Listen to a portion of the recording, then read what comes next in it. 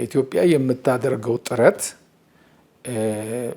እጅግ በጣም አስፈላጊ የሆነና መሆንም የሚገባው ነገር ነው። ምክንያቱም የባህር በር አለመኖሩ ይሄ ከፍተኛ የኢኮኖሚ የምጣኔ ሀብት ጉዳትን ስለሚያስከትል የኢትዮጵያ መንግስት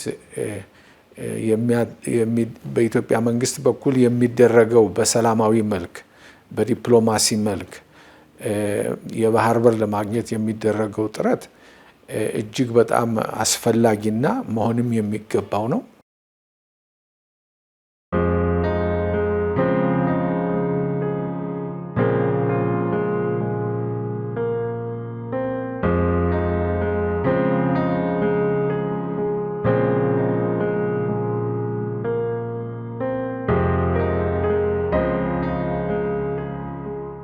በዓለምም ደረጃ ደግሞ ፍትህ አሉ የሚሉ አገሮች ይሄንን ሁኔታ በትክክል ያዩታል ብዬ ነው የማምነው።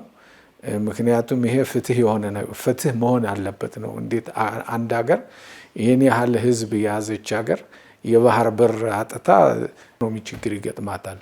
ይሄንን ሁኔታ የማይገባው ሀገር ካለ የማይገባው መንግስት አመራር ካለ አንደኛ አለ ብዬ አላምንም። ሁሉም ያምናሉ፣ ሁሉም ያውቃሉ ብዬ ነው የማምነው። ነገር ግን ሁኔታው በሰላማዊ መልክና በዲፕሎማሲ መልክ መፍትሄ ያገኛል ብዬ ተስፋ አደርጋለሁ።